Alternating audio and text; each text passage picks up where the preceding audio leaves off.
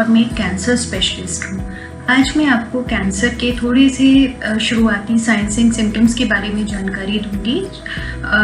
जिससे अगर हम अवेयर हैं तो हम थोड़ा सा प्रोएक्टिव होकर अपने बारे में कोई एक्शन ले सकते हैं। तो सबसे पहले शुरुआत करते हैं कि अगर हम अपने यूरिन या मोशन में के पैटर्न में किसी भी तरह का बदलाव नोटिस करते हैं, बदलाव यानी कि अगर हमें लगता है यूरिन बार बार आ रहा है या मोशन बार बार आ रहा है, हमको यूरिन या मोशन पास करने में किसी भी तरह का पेन या तकलीफ हो रही है, कोई हम उसके अंदर ब्लीडिंग नोटिस कर रहे हैं, या कई बार हमको लगता है कंट्रोल नहीं हो पा रहा है, या बहुत बार हमको लगता है कि किसी तरह का भी हमको पहले कभी लूज मोशंस चल रहे हैं, कभी कॉन्स्टिपेशन चल रही है, तो अल्टरनेट करके होता जा रहा है। तो अगर वो नॉर्मल आपके एंटीबायोटिक कोर्स या फिजिशियन को दिखाने के बाद सेटल नहीं होता है तो उसको हमको फर्दर इन्वेस्टिगेट कराना चाहिए, क्योंकि ये हमारा कैंसर के कुछ अर्ली शुरुआती सिम्टम्स में से एक हो सकता है। तो अब दूसरे सिम्टम की बात करते हैं। शरीर के किसी भी भाग पर अगर हमको लगता है कि कोई भी नॉन हीलिंग और पेनलेस अल्सर है, अल्सर यानी कि शरीर में किसी भी तरह का घाव बन गया है,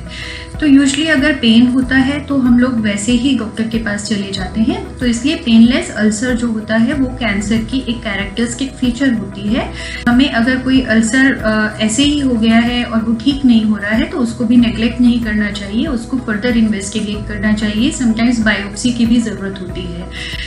अल्सर हमारे मुंह में भी हो सकता है, या स्किन पर भी हो सकता है, या शरीर के किसी भी भाग पर हो सकता है। तो अगर किसी चोट से रिलेटेड नहीं है तो उसको हमको नेग्लेक्ट नहीं करना चाहिए। अब नेक्स्ट सिम्टम की बात करते हैं कि हमें शरीर के किसी भी भाग से अनयूजुअल ब्लीडिंग हो रही है। ब्लीडिंग हमारे माउथ से हो सकती है, नोज से हो सकती है,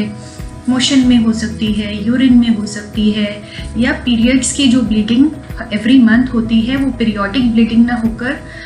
एबनॉर्मल पैटर्न है, यानी कि कभी बहुत ज़्यादा हो रही है या 4-5 डेज के बाद भी वो रुक नहीं रही है, या हमारा मेनोपॉज हो चुका है उसके बाद हमें फिर से स्पॉटिंग या ब्लीडिंग हम लोग नोटिस कर रहे हैं। तो ये सारी ब्लीडिंग्स जो होती हैं वो नॉर्मल नहीं होती है और ये वारंट करती है कि हमको फर्दर उसको स्पेशलिस्ट के पास जाकर चेक कराना चाहिए और फर्दर अपनी टेस्टिंग करा के कैंसर को रूल आउट करना चाहिए। फिर नेक्स्ट सिम्टम है हमारे अगर शरीर पर किसी भी भाग पर हम लोग अनयूजुअल कोई गांठ नोटिस करते हैं जो कि पेनलेस है, साइज में बढ़ रही है, और पहले पेनलेस थी और अब वो पेनफुल हो गई है, तो वो भी हमको एबनॉर्मल हो सकती है। उसको भी हमको नज़रअंदाज नहीं करना चाहिए और उसके अंदर फर्दर हमको स्पेशलिस्ट के पास जाकर चेक कराना चाहिए। ये गांठ हमारे गले पर हो सकती है, फेस पर हो सकती है, ब्रेस्ट के अंदर हो सकती है,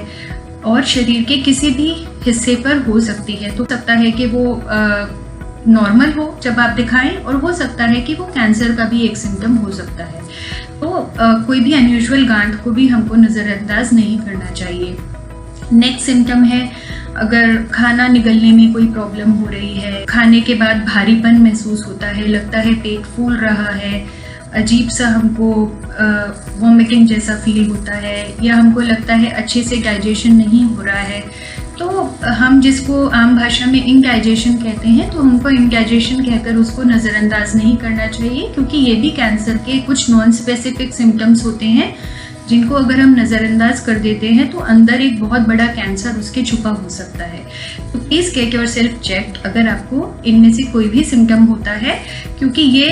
अर्ली कैंसर जो है, मैं उस पर क्यों आपको इतना जोर दे रही हूँ, क्योंकि अगर अर्ली में हमको पता चल जाता है कोई भी कैंसर तो उसका इलाज आसान होता है और रिजल्ट्स अच्छे होते हैं। नेक्स्ट आपका है अगर किसी भी